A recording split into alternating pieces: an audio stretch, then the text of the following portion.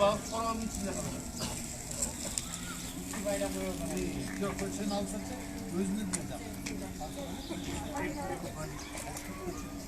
Buna emin, yani buradaki çıkmadı. Çıkmaz salavattan. Саламатсыздар, элдик медианын көрүүчүлөрү. Мына биз баягы Шоола балдар бакчасына келдик. Тагыраагы бул бала бакчасы интернет булактарында аябай талкууга алынып, кичинекей балдар колдо жатканын көрүүгө болгон.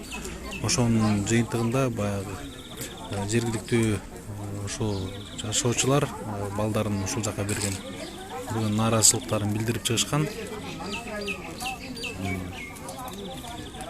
Ар кандай талаптар да айтылат. Мэрияга да кат жазып атыптыр. Ата энелер эме ат жөнүндө айтып кой. Кол койгон сырасын коюп салдым. Telefon numarası yazıp olan. Telefon numarası adresi. 2-3 жазып коюш керек.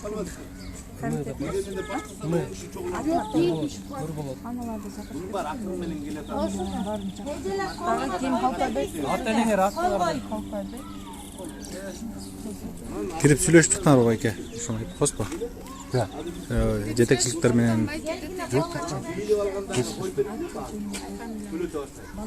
кандай дейсиз? Ким менен сүйлөштү?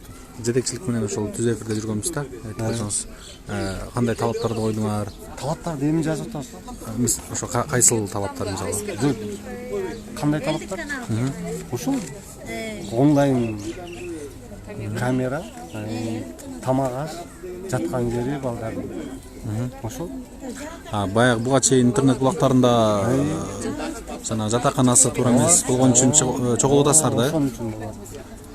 Негизи айттыңыздарбы, бул жака баягы жайында ремонт болуш керек да, ремонт болгон үчүн деп түшүндүрүштү, ошондой.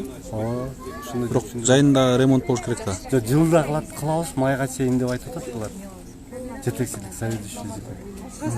Жылдыга майга чейин? Майга чейин жасайбыз дейт ушул мол. Быйыл ошол плановый деди, түшүнүгүбүз боюнча айткан. План боюнча негизи андай болбош керек. Ошондой.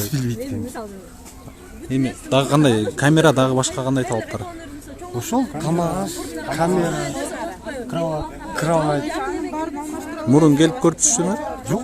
Биз жана видео чыккандан көрүп. жана видеодо турат да досум. Тиги мен именно менин балам полдо жатат. А тиги шешиптери жыйылып турат. Мен ошону айттым, мейли бала көп экен. Тиягында бир бош комната турат да. Ошол комнатка матрас салып туруп, тиги эмелер салып жаткырса, ошо кроватта балдар 4төн жатпай, 5тен жатпай, тиякка жатып турат. Зато балдар бир убакта турат, туурабы? Кайра бир убакта жатышат. Булар время менен жатышат да. Ошону жаткырбайсыңар десем, кийин сенин сөзүң туура деп заведующий өзү айтып атат. Ошого чейин анын немеси жетпедиби? Ошентсе болмок да. Жолдун караса болот. Ал бардыгына бир эме кылып койдой кылып тыгып койгон. Бир бала жатат, жылаңач. Үстүндө эчтеке жок, биягында эчтеке жок. Аны деген моожанын ичин уруп коет. Туурабы? Суу деп барышат. Биз айтып атабыз, мейли суусун коюп берейин деп атабыз. Камера коюн деп атабыз. Тамак ашка бул жерде 35 балага бир группада 35-40 балага рассчитанный экен. А бул жерде 95 бала болуп атат. Тиги өкмөттөн 35-40 балага неме тамак аш. Акча чогултасыздарбы? Канчадан? 1050дөн айына чогултабыз биз. 50 сом охранасына, 1000 сом баланын немесине. Воспитательдер 6000 ошондой айлык алат экен. Аларда күнөө жок. Калган акчасы калыш керек. Ошол ремонтуна деп алып турат акча. 550 сом именно мен бергем өткөн айда. Бирок ремонт кылдык деди, кылды бирок. Краст этти, не кылды билбейм, бирок Линолеум салыптыр. Эми мейли азыр баардыгы эле шаарда агылып атат элчи. Мейли аны туура эле түшүнөбүз, бардык сайтта ошондой. Жана мен айткан, мен өзүм мнениям, тиги ошо комнатка балдар жаткырса болмок. Ал полдо жатат, шешеттин үстүндө эле.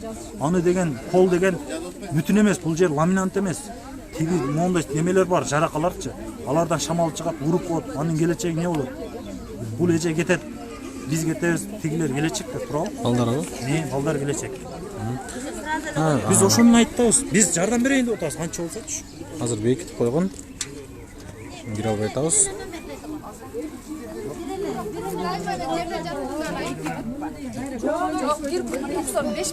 Bir gruppa, bizden gruppa 95 bala. Bir gruppada 95 bala ekan. Бирок мага эртең менен эжеке айтты бул эки группа бириккен деп. Ал эки группа бириккен, ал жөн эле жанакы тек заведующий жөн эле айтып койгон аны кече күнү. Ал жөн эле айтып койгон. Ал негизи ага чейин айтып элатат кызым дагы. Мен кызым да жатат тиякта. Кийимчен, спортивкачан. Пижамалары жок. Чежинтирип жаткызган пижама жок. Уборка кылган чыгышкан экен. Ошону чыгып, андан кийин бирөө келип эметип алыптыр, тартып алыптыр. Нянькасы, кимси. Бирок мен видеону балама көрсөтсөм, мама биз антип жатпайбыз деп. Айтып атат, Мен балам жерде жатпайбы. Ооба, жок, мен баламан өзүм сурадым да, биз экиден эле жатабыз. Жок, Алар старший группа, ал старший группа. Мен балам Биздики экиден жатышат. кичинекей группадагы мен кызым айтат күнүгө 2ден жатабыз, 3дөн жатабыз, 4дөн жатабыз. Кээ бирде жетпей калганда төшөк көздөрү салып жатат экен. Көздөрү салып жатат экен. Bir gruppa 95 kız kaç? 4. Төшөктөрү жыйналып турат. Ошону жабып караш 130 балага подарок жазаптыр. 130 балага. Азыр эле мына азыр 77деби канча бала экен? Аз айтыптыр. Дагы майга чейин майдын 15-чейин дагы азайтабыз деди. Май 15-тен өздөрүнөн өздөрү азайып кетет. Каникулга келген келбей калды. Канча сомдон чогултасыңар айына? 1050ден беребиз. 1050ден беребиз. 1050 бар, балаңыз өзүнө карайт. Жок, мисал Айна өзүнө пижама ачан жатсын деп. Мен пижама алып келип берсем, Ой, кие албайт. Кие албайт. Аны воспитаниядан кийгизиш керек, караш керек. Ошону үйрөтсө бала өзү эле үйрөнүп Же носкисин кийсе, же бирөөнү кие албайт да алар өзүнчөчү. Мен кызым деле өзү кийет, үйдө начиношкан кийет. Алып келген мен да кийинди пичине кышында кийип келдим да. Талаптарын коюп, Телефон номери жазыш керек деп.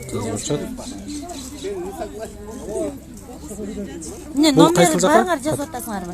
Муну деген мэрияга берген табы, мэрияга берген. Жок та. Ошо бирөө Айрия кетет. кайсыл талаптар коюлду же? азыр көргөзөбүз. Кереги жок, бир эле номер. Азыр талапты көргөзүп коелу. Окуйлар костор. Деребеттер толуктоо. Биринчиси камераларды орнотуу, ата-энелердин демөөрчүлүгү менен, экинчиси керебеттерди толуктоо, үчүнчүсү тамак ичкенге стулдарды алуу, төртүнчүсү тамак ашты текшерүү жетишсиз болот. Бешинчиси тазаланган сууларды орнотуу ата-энелердин демөөрчүлүгү менен. Алтынчысы ата-энелер комитети 1 айда 2 жолу текшерүү үчүн кирүү мүмкүнчүлүгүн алуу. Даже 3 күн. Жетинчиси учурдагы тарбиячыларды ордунда калтыруу, балдар көнүп калганына байланыштуу. Тарбиячыларды кетиребиз деп атышабы? Эми билесиңби, бизде система ушундай. Билесиңби, система Чоң кичинекейини сылтап коюшат. крайний кылып туруп кетирмейт. Система ошондой да бизде. Жоопкерчиликтен качуу үчүн өзүп коюшу мүмкүн да? Качыш үчүн бирөөнү крайний кылыш керек. Кичинекей кишилер кетирип, система ошондой. Ошон үчүн биздин требование ошондой болуп атат. Ошон үчүн чоң эжекелерди.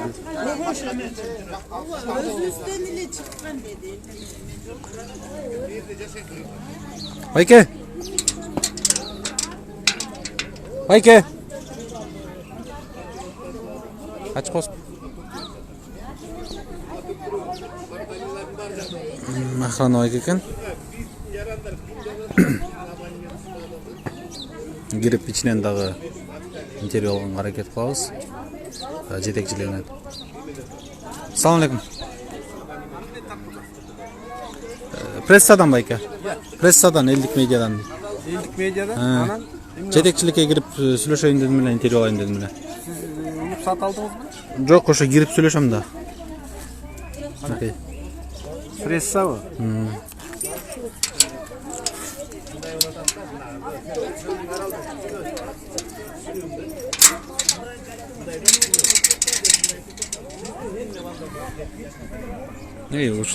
Ушул бала бакчада болгон.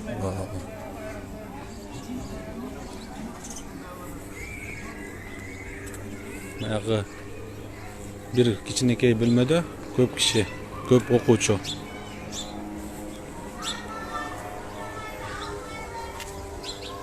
шешерин деген шола дегендер бар балага. Жетекчилик чакырып бере албайсызбы? Азыр комиссия жүрөт ичин. Кандай комиссия? Жүрөт ичине кирсең. Бул жакта, байке.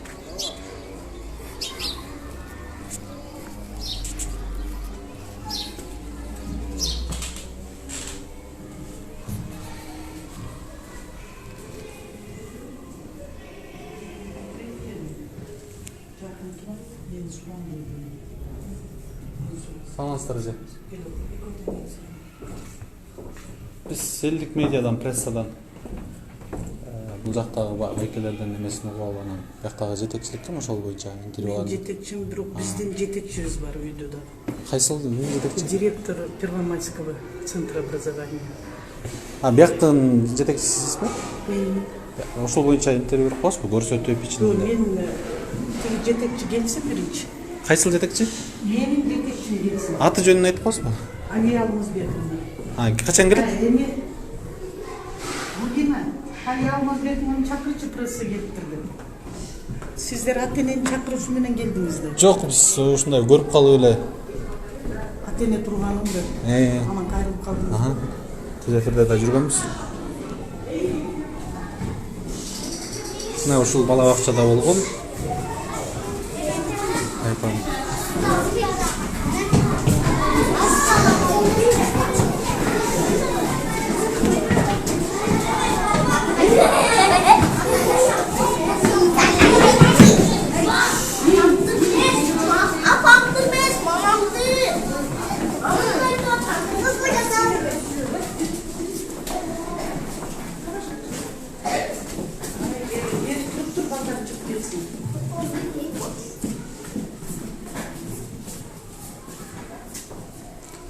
Кайсыл жакта жатышат? Үстүндө? Жок. Кайсыл жак? Үстүндө азыр чакырттым.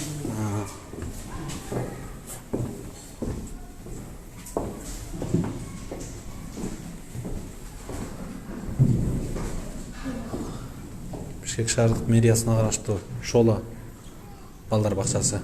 1-май району. 2006 жылы.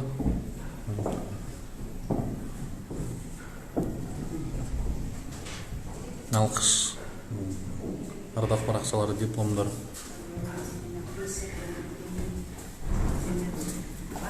Саламатсыздар эже. Ата-эне дарбазанын сыртында турат.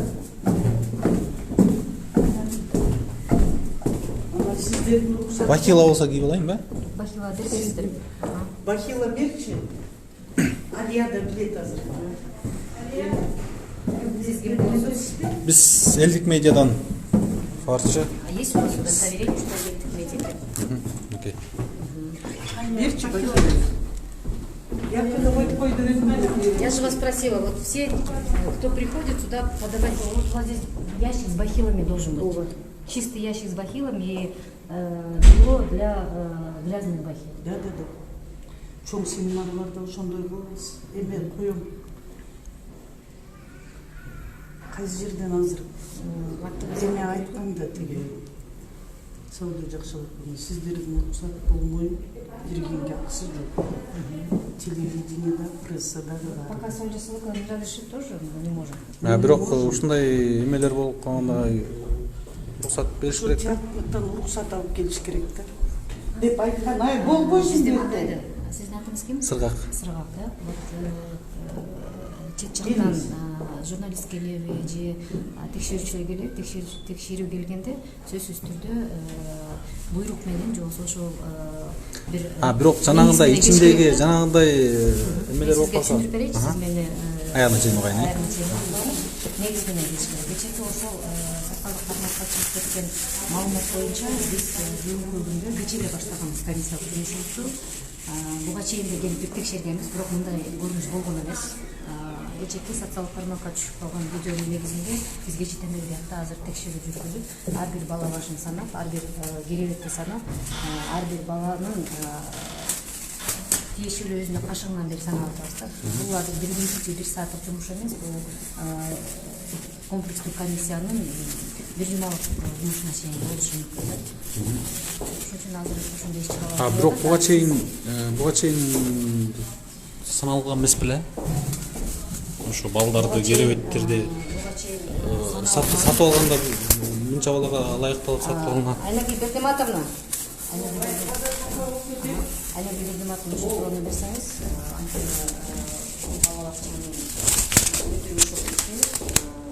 балдарды кабыл алууга, балдардын саны боюнча электрондук запись боюнча мына ушул киши жооп берет. Электрондук негиз боюнча, кандай кабыл алыш биз Көрсөтсөк болобу?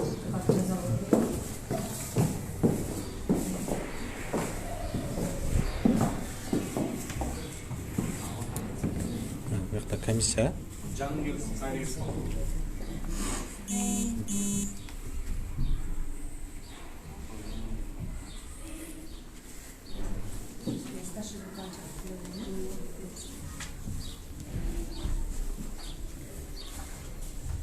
Кайсыл жактын комиссиясы байке?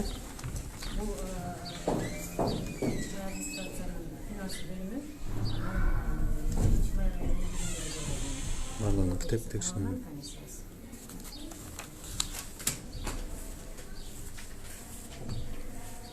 Ақырқы жол қашан келдіңіздер ле? Салмастырып.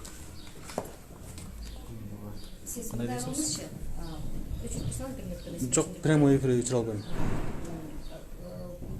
Акыркы жолу бизде 2 жума мурун текшерүү болгон. Санэпистанция менен азыр ошол 2 жума мурун болгондо биз эскертүү бергенбиз. Бирок эскертүүбүз көңүлгө алынбапты. Азыр кайра ушул ишти өз колубузга алып кайра башкарабыз. Макул. Тоскоол болбой эле. Бул жака комиссияга келген. Качан гана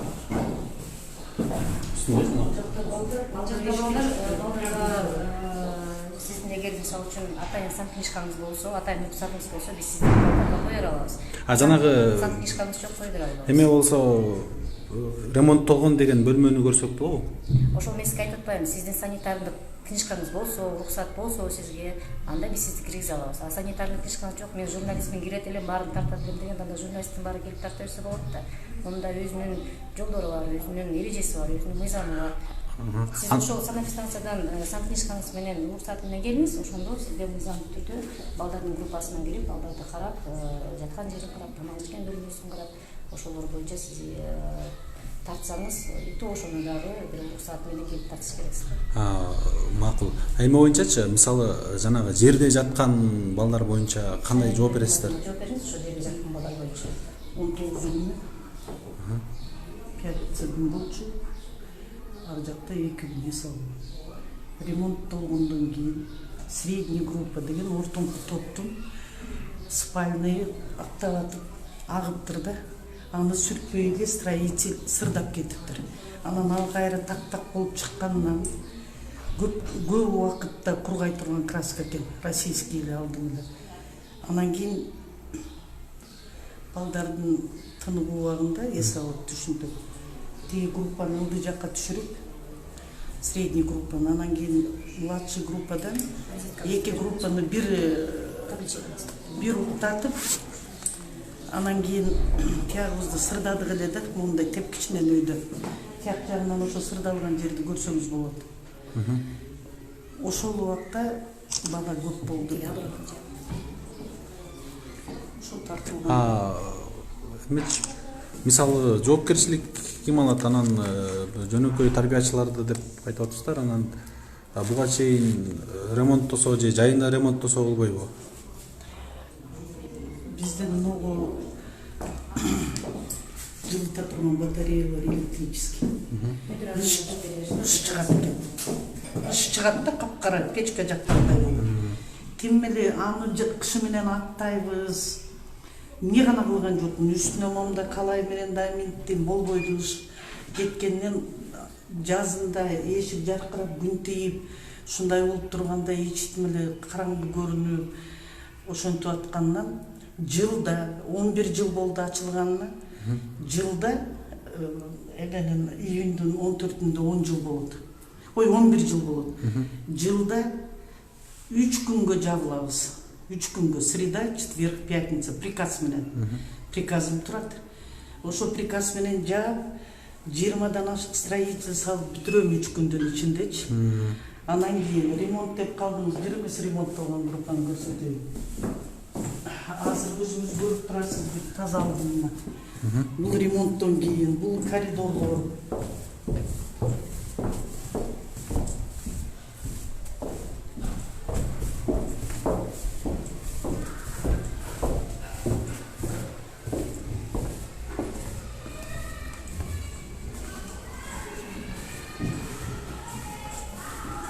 Кепчинен өзү кайра сырдап жазаттымы деди, эме болуп калгандан. Жаман жазалып калгандан. Ошо 5-күн түштө сырдаганда понедельникке. Негизи ошо жай айында мыйзам деле жол бербейт да, жай айында эс алуу убагында ремонт болуш керек да. 3 күнгө эле жабылам, 3 күнгө. Жайында да 3 күн бою, 3 күн. Жок, жайында жазалайбыз, биз жазында болобуз. Неге? Мындарды жаңы төшөдүм, ушу ремонтту. Мына ремонт болгон группа. Могу жер жүрүңүз.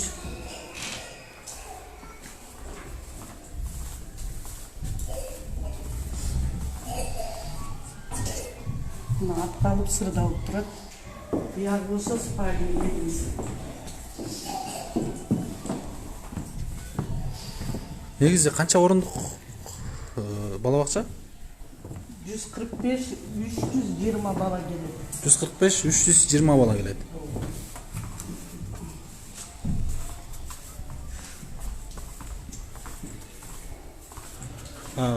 Эме ночнушка деп коет, жанагы балдар кечинде пижама кийип жатышабы же көбүнчөсүн баягы видеодон көрүлгөн жок да, жылаң ач жатышат. Жылаңаш жатпайт пижама. Видеодогучу. Эки группаны бириктиргенде чакта калыптыр эмелеричи, кийимдери кие турган. Сырдалып калган жерде.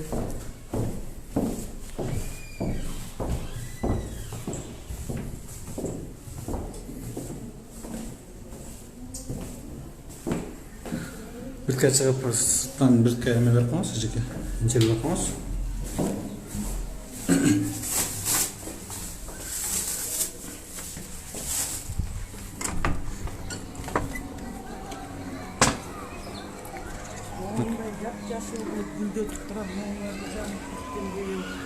Бүт территорияны. Анан кийин эле Негизи 300 канча бала дейсиз? 20. Ошол бала бакча боюнча эле айтып берсеңиз, 320 бала эмнелер жетишпейт, ата-энелерден канча акча чогултасыңар, ал акчаларды эмне кыласыздар? Тарбиячылардын айлык маянасы канча? Тарбиячынын эң астыңкысы 7000 алат. Эң астыңкысы 7000. Жарым күндөн иштешет. Экиден тарбиячы. Балдарга 1050 сом акча төлөшөт.